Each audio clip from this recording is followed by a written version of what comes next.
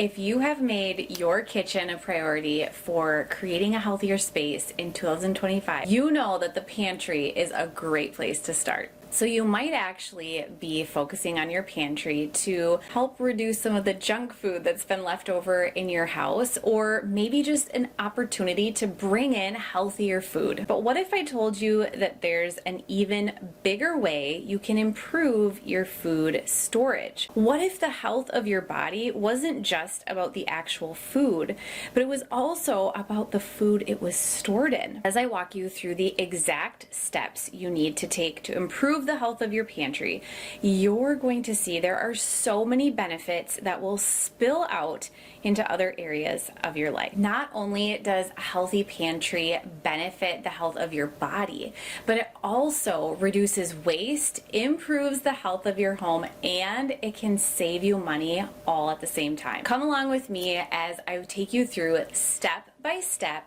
how to create a healthier pantry and create a health-focused space to store your food. Welcome back. I'm Amanda with Healthy House on the Block. I'm a building biology practitioner, a certified home inspector, and a healthy home expert.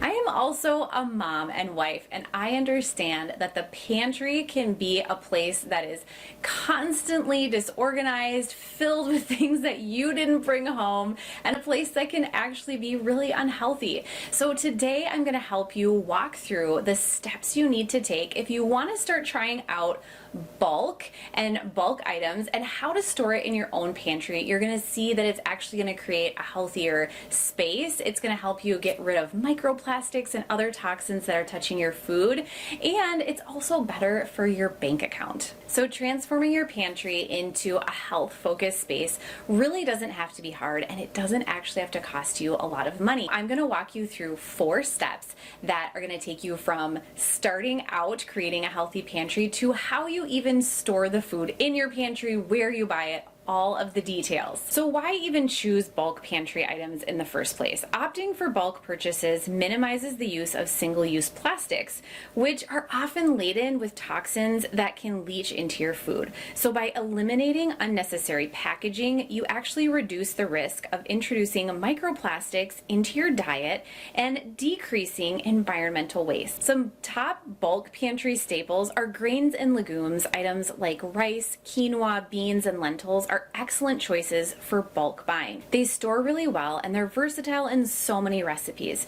You can also look for nuts and seeds. Almonds, walnuts, chia seeds, and flax seeds are nutritious options that can be easily stored in bulk. You can also look for dried fruits like raisins, apricots, and cranberries, and these make for really healthy snacks and are free from the preservatives that are often found in the packaged versions.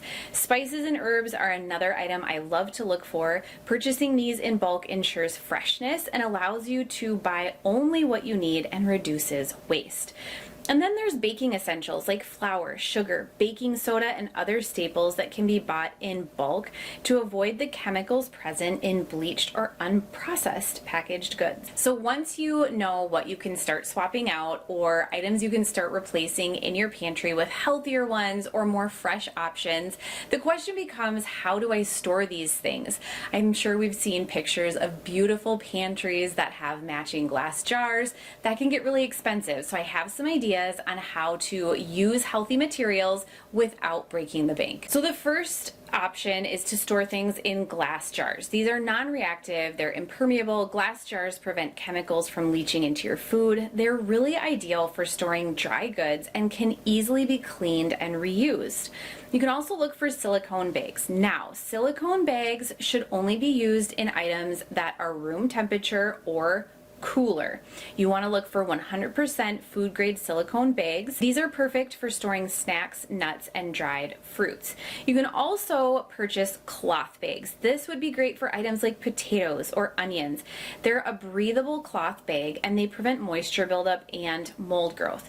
So how do you transition to a pantry with these items? First, start small. Begin by purchasing just a few bulk items at a time to integrate into your routine routine without feeling overwhelmed. So when you're looking for these items, you can save jars from sauces and spices that you have already purchased, clean them out, remove the labels, and reuse them, or you can buy new.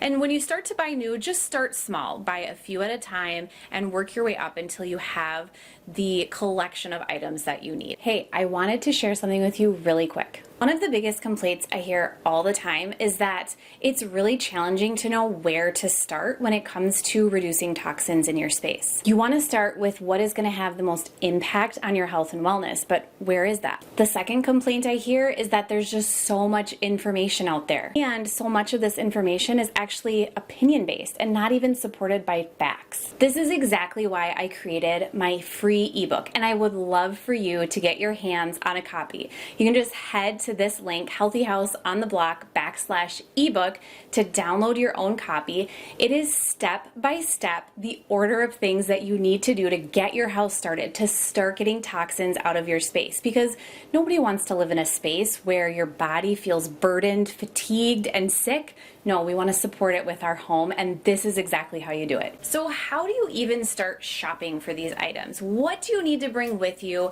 How do you make sure that you are fully prepared when you go to the store and you decide to shop in the bulk section instead of the package section? First of all, you'll need to bring all of your own jars and bags when you're buying these bulk pantry items. The idea behind it is that it cuts down on waste from packaging. Plus, who really wants their food stored in all that flimsy plastic anyways? So glass jars are a great option. You can either purchase them or reuse them. Bring a few with when you're going to be shopping. You can also use cloth bags for items like produce and other pantry staples.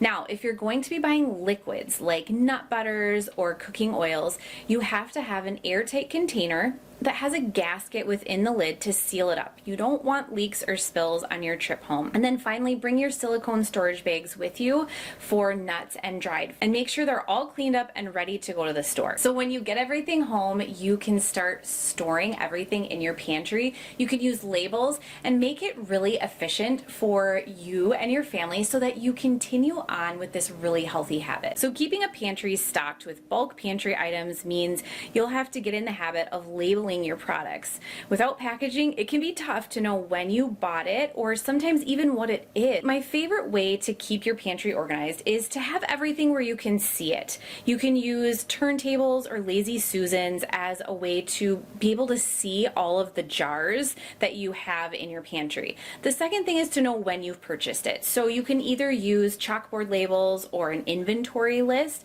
to know when things expire and when you should be replacing it. This way you'll also know exactly what you have stocked. So as I promised, I think it's so important to talk about why this matters to the health of your body and the health of your space. Why do we need to cut down on plastic that touches our food? So every time an item is purchased that has a plastic container or bag, the majority of the time the plastic is added to our never-ending problem of plastic waste. Most plastic bags cannot be recycled as they have food in them, and also due to their specific makeup of plastic. So when you shop with glass or silicone or cloth containers, you are reducing the plastic that you can. Imagine if most people started shopping this way. You would see a huge shift in the amounts of waste produced inside our communities.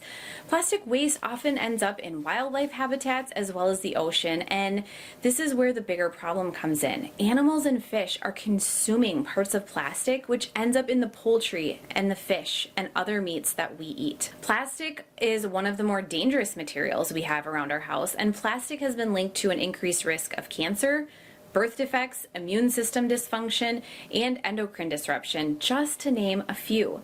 The more acidic foods can be particularly dangerous when packaged in plastic.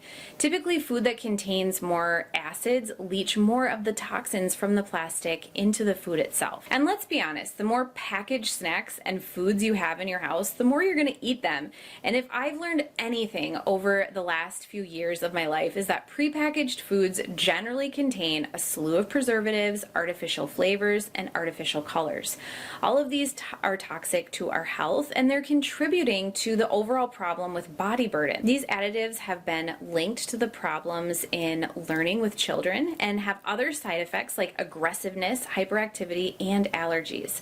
You're actually better off making your own snacks from scratch, using items that you have in your pantry. Not only will it taste better, but you have complete control over what you put into these foods. Thank you so much for joining me today. I hope you're able to find at least one thing from this video that you can apply in your own pantry at home. If you would like links to any of the products that I mentioned, containers, Lazy Susans, chalkboard labels, inventory checklists, I have it all linked in my blog post, which is in the video description below. I would love it if you would subscribe to my channel because I am here every single week with new tips and ideas on how to create a healthy home that really supports your health and your wellness.